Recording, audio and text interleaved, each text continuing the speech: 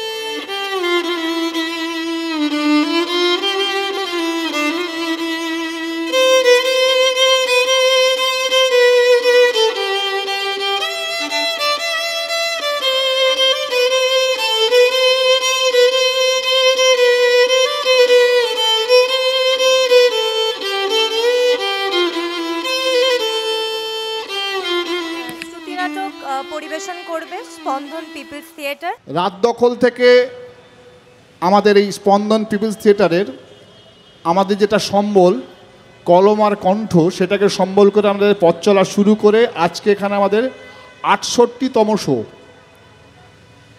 বিশ্বাস করুন, এর জন্য একটু গর্ব হচ্ছে না, একটু তৃপ্তি আছে যে এত বড় আন্দোলন, যে আন্দোলন শুধু ডাক্তারবাবুদের নয়, সাধারণের আন্দোলন হয়ে গেছে, জন আন্দোলন, গণ আন্দোলনের চেহারা নিয়েছে, সেখানে আমরা একটু ছোট্ট পাঠ হতে পেরে একটু তৃপ্তি আছে, কিন্তু গর্ব নেই। শুধুমাত্র এ কথাটাই বলবো যে আপনাদের মনটাকে ছুঁতে পারছি, এটাই একটু বেশি ভালো লাগছে। যাকে বেশি কথা বাড়াবো না। এই নাটকটা বললেন শ্রুতি নাটক, কিন্তু আমরা বলছি যে এটা ঠিক শ্রুতির যে আঙ্গিক যেগুলো আছে সেগুলো মেনটেন করে করা হয়নি। শোনার ঠিকই, কিন্তু চোখ বন্ধ করে আপনারা কিচ্ছু মিস করবেন, এটা ঠিক চোখ বন্ধ করে শুনলে, কিন্তু যদি চোখ খোলা রেখে শোনেন তাহলে হয়তো কিছু পেলেও পেতে পারেন। কথা আর বাড়াবো না, শুরু করছি আমাদের নাটক বাবা তুমি ঘুমিও না, প্রযোজনা স্পন্দন পিপলস থিয়েটার। বাবা বাবা ঘুমোলে? না রে মা, ঘুমোইনি। মা ঘুমিয়ে পড়েছে না? হ্যাঁ, সারাদিন কত পরিশ্রম করে, ঘুমিয়ে তো পড়বেই। তোমার মনে আছে বাবা, যেদিন আমি এসে বললাম ডাক্তারি পড়বার সুযোগ পেয়েছি? মনে থাকবে না কি রে, তোকে ঘিরে আমাদের কত স্বপ্ন। তুমি মা খুব খুশি হয়েছিলে। তোমাদের সেই খুশির মাঝেও আমি দেখেছিলাম দুশ্চিন্তার কালো মেঘ। তখন তো আমি বেশ বড় হয়ে গেছি, বলো, বুঝতে শিখেছি। ছোটবেলায় এত বুঝতাম না। তোমার ওই সামান্য রোজগারের কটা টাকা দিয়ে মা যে কিভাবে সংসার চালিয়েছে, আমার গায়ে এতটুকু আঁচ পড়তে দাওনি তোমরা। সন্তানের জন্য সব বাবা মাই করে রে মা, তুই যখন মা হবি তখন তুইও করবি। আমায় স্বপ্ন দেখতে শিখিয়েছিলে, মানুষের জন্য কিছু করবার স্বপ্ন, বড় হবার স্বপ্ন, তার সাথে সামান্য একটু সচ্ছলতা। এর বেশি কোনোদিন তুমি কিছু চাওনি বাবা। কোনো বাবা মাই সন্তানের কাছে এর চেয়ে বেশি কিছু চায় না রে মা। যত বড় হয়েছি তত বুঝতে পেরেছি তোমার আর মায়ের আমাকে বড় করে তোলবার লড়াই সাধ্য মতো পূরণ করেছো আমার শখ আহ্লাদ। আমি অবশ্য বেশি বায়না করিনি কখনো, অন্তত জ্ঞান হওয়ার পর তো নয়। তবে একদম ছোটবেলায় কি করেছি অতটা ঠিক মনে নেই। ছোট থেকেই তুই খুব বাধ্য মেয়ে ছিলি, আবার বুঝদারও ছিলি। স্কুলে পড়ার সময় নার্সারির বাচ্চাদের পড়াতি যাতে সংসারের একটু সুরাহা হয়। কোনোদিন তোকে খুব বেশি শাসন করতে হয়নি রে মা। বাবা, আমার লেখাপড়ার জন্য তো বিন্দুমাত্র কম্প্রোমাইজ করনি কখনো। বই, রেফারেন্স বই, টিউশন কোনো কিছুতেই নয়। আমাকে বুঝতেই দাওনি কিভাবে তোমরা এইসব করেছো। আস্তে আস্তে বুঝতে পেরেছি, বড় হওয়ার সাথে সাথে। মা আমার অনেক বড় হয়ে গেছে, সেই পুচকে মেয়েটা কত কিছু বুঝতে শিখে গেছে আজ। হ্যাঁ, শিখেছি তো। যত বুঝেছি তত বেড়েছে জেদ। খারাপ স্টুডেন্ট আমি কোনোদিনই ছিলাম না তো বাবা। পড়তে আমার বেশ ভালোই লাগে, আরও আঁকড়ে ধরেছিলাম পড়াশুনোকে। আচ্ছা, কে যে মাথায় ঢুকিয়েছিল বলো তো ডাক্তার হতে হবে? তুমি না মা, নাকি অন্য কেউ? কি জানি, হয়তো নিজেই ঠিক করেছিলাম। তোর মায়ের স্বপ্ন ছিল আশেপাশের পাড়া প্রতিবেশীরা আসবে, তুই মানুষের সেবা করবি, আমাদের কত গর্ব হবে। জানো বাবা, মনের মধ্যে ঢুকে গিয়েছিল পেতেই হবে ডাক্তারি পড়বার সুযোগ। পেয়ে গেলামও। সেদিন খুশির মাঝে তোমাদের মনের মধ্যে তোলপাড় করছিল আশঙ্কার মেঘ। তার কারণ আমি বুঝেছিলাম বাবা। তোমরা ভেবেছিলে সরকারি কলেজে পড়লেও ডাক্তারি পড়ার খরচ অনেক, সামলাবে কি করে। চিন্তা তো হবেই রে মা, আমার সামান্য রোজগার কি করে সামলাবো? ডাক্তারি পড়া বলে কথা, খরচ কি কিছু কম? অথচ দেখো, তার এতটুকু আজ আমার গায়ে লাগতে না দিয়ে মা আমাকে জড়িয়ে ধরেছিল। তোমার চোখে তো জল দেখেছিলাম বাবা। তোমাদের চিন্তা, ভাবনা, আশঙ্কা সব সব মিশে গিয়েছিল ওতে। তোমরা আমায় বুঝতে দিতে চাওনি, আমি কিন্তু বুঝেছিলাম। কিছু স্কলারশিপ পেয়েছিলাম, আর বাকিটা যে তোমরা কি করে ম্যানেজ করেছিলে সে ভগবানই জানেন। তোর মা, বুঝলি, তোর মা সাক্ষাৎ অন্নপূর্ণা। ওই কি করে যেন এদিক ওদিক করে সব ম্যানেজ করে নিল। মা না রোজ জানতে চাইতো, জানো বাবা, হ্যাঁ রে আজকে কি পড়ালো, আজকে কি হলো। সেই ছোটবেলাকার মতো বড্ড বিরক্ত লাগতো, ঝাঁঝিয়ে উঠতাম। তুমি এসবের কি বুঝবে বলো তো মা? কিছুই বলিনি কখনো। একদিন জানো বাবা, নিজে থেকে গিয়ে সব কিছু মাকে বলেছিলাম। থরথর করে কেঁপেছিলাম না মাকে জড়িয়ে ধরে। জানো, যেদিন প্রথম ডিসেকশন করালো সেই দিন খুব ভীতু ছিলাম তো। মেডিকেল কলেজের বন্ধুরা না আমাকে নিয়ে খুব মজা করতো বাবা, জানো, পেছনে লাগতো। ভীতু কিন্তু আমি এখনো আছি,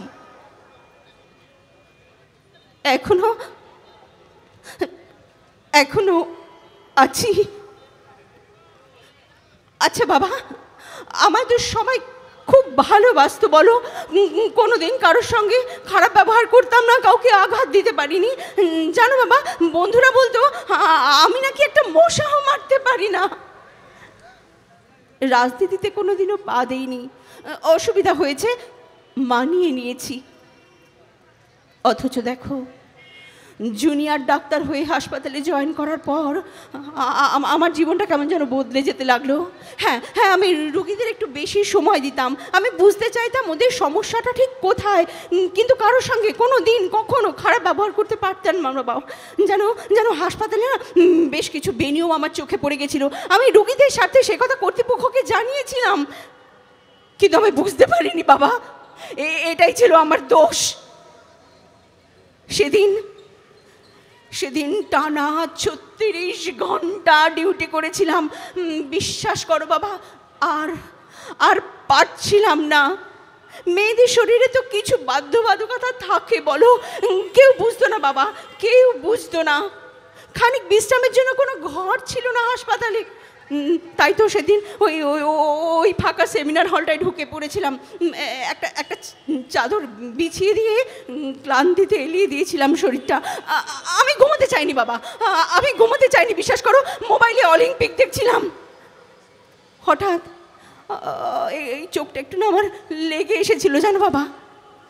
মনে হলো হঠাৎ কে যেন আমায় চেপে ধরছে।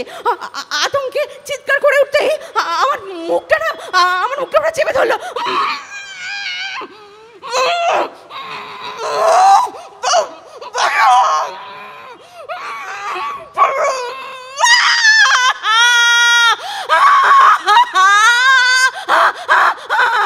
আমি লড়াই করেছিলাম বাবা, আমি মুক্ত হতে চাইছিলাম, আমি চাইছিলাম ছাড়িয়ে নিতে, কিন্তু কিন্তু একজনের সঙ্গে লড়াই করে পারা যায় বাবা? এই তো একজন নয়, 3, 4, না না আরো বেশি, আরো বেশি। আমার শরীরে একের পর এক আঘাত নেমে আসতে শুরু করলো বাবা। আমার দুটো পা, আমার দুটো পা, আমার ঘাড়, আমার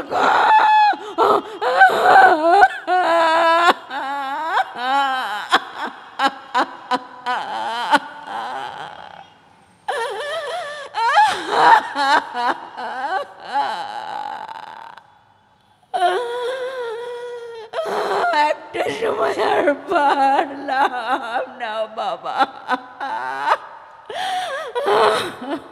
আমার শরীর আঘাতের পর আঘাত নেমে এলো। একটা সময় এলিয়ে পড়লাম।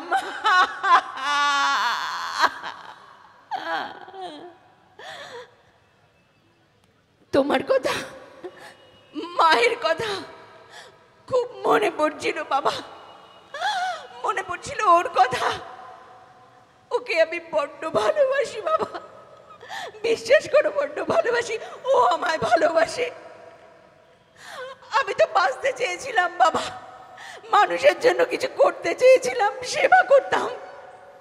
কিন্তু কিছু মানুষ, না না, ওরা মানুষ নয়, কিছু জানোয়ার, কিছু জানোয়ার আমায় বাঁচতে দিল না। আমার সব স্বপ্ন ওরা কেড়ে নিল। এখন এখন আমার দু চোখ জুড়ে শুধু অন্ধকার। আর বলিস না মা, আর বলিস না, আমি আর সহ্য করতে পারছি না মা, সহ্য করতে পারছি না।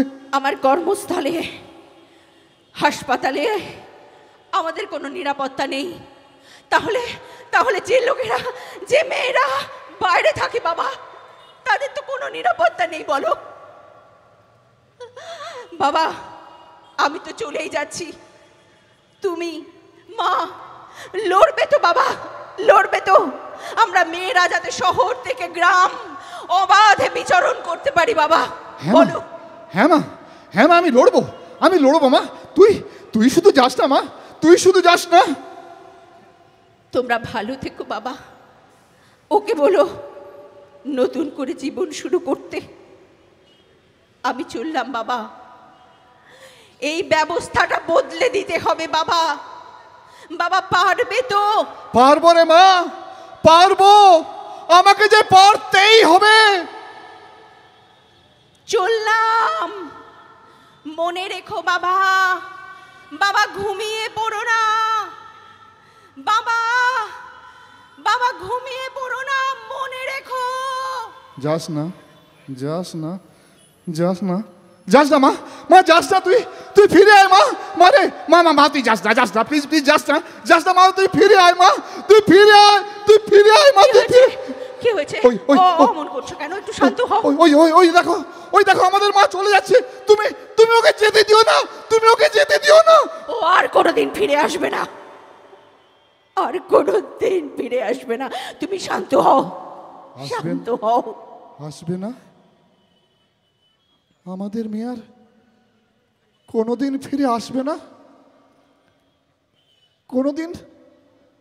কোনোদিন আমাকে বাবা বলে ডাকবে না? হ্যাঁ রে, হ্যাঁ রে, বল না, বল না মা,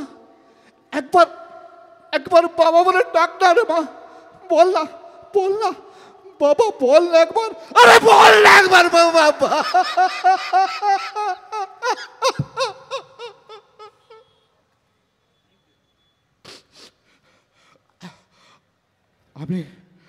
আমি লড়বো, আমি লড়বো। যারা আমার কাছ থেকে তোকে কেড়ে নিল, কঠিন শাস্তি চাইবো তোমার। হ্যাঁ গো, হ্যাঁ গো মোয়ের মা, তুমি থাকবে তো আমার সাথে? কি বলছো তুমি? কি বলছো তুমি? এই লড়াই কি তোমার একার লড়াই? এই লড়াই আমাদের লড়াই। তিলে তিলে যে মেয়েকে বড় করে তুললাম, ডাক্তার করে তুললাম, মানুষ করে তুললাম, তাকে যারা অত্যাচার করলো, খুন করলো, বলো বলো তাদের শাস্তির জন্য তুমি লড়বে না? নিশ্চয়ই লড়বো। যারা আমাদের কিনতে এসেছিলে, তারা শুনে রাখো, মেয়ে বাবা মার কাছে তার মেয়ের জীবনের মূল্য দেওয়ার ক্ষমতা তোমাদের নেই, কারো থাকতে পারে না। এতদিন চুপ করেছিলাম, কিন্তু আর তো চুপ করে থাকবো না গো, আর চুপ করে থাকবো না। ওরা 3 ঘন্টা ধরে বসিয়ে রেখেছিল, পা ধরেছিলাম, কত অনুরোধ করেছিলাম, দাদা একটাবার আমার মেয়েটাকে দেখতে দিন, দাদা একটাবার।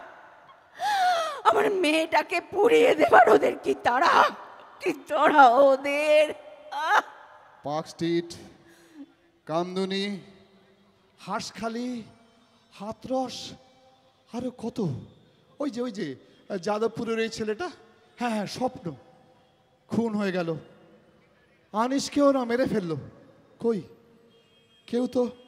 কেউ তো বিচার পেল না। টিভিতে দেখতাম, কাগজে পড়তাম, হ্যাঁ কষ্ট পেতাম, কিন্তু না কোনোদিন ভাবিনি যে প্রতিবাদ করতে হবে, রাস্তায় নামতে হবে, না কোনোদিন ভাবিনি। তখন তো আর বুঝিনি একদিন আমার ঘরটা এভাবে শূন্য হয়ে যাবে। ওই জানোয়ারগুলো যখন আমার মেয়েটাকে অত্যাচার করছিল, কষ্ট দিচ্ছিল, ও নিশ্চয়ই চিৎকার করেছিল, মা গো। আমি তো শুনতে পাইনি রে মা। এ দুঃখ আমি জীবনে ভুলতে পারবো না। আমি যদি থাকতাম, আমি দেখিয়ে দিতাম একটা মায়ের কি শক্তি, কি করতে পারে। মারে,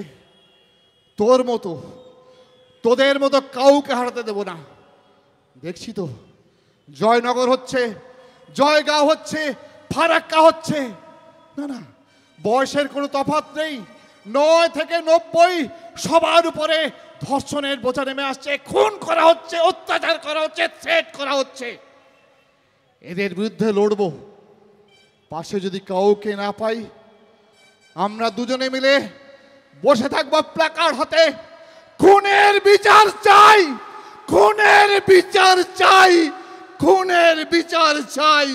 না গো, আমরা শুধু এখন দুজনে নই গো, তুমি তাকিয়ে দেখো, হ্যাঁ একটা সন্তানকে হারিয়ে আমরা লক্ষ লক্ষ সন্তানকে পেয়েছি, যারা আজ রাস্তায় নেমেছে এই ব্যবস্থাকে বদলে দিতে। তারা বদলে দেবে, তুমি দেখো। হ্যাঁ, সেদিন জীবনের প্রথম মিছিলে হাঁটতে হাঁটতে চারপাশে এত ছেলেমেয়ের মধ্যে আমি আমার মেয়েকে খুঁজে পাচ্ছিলাম।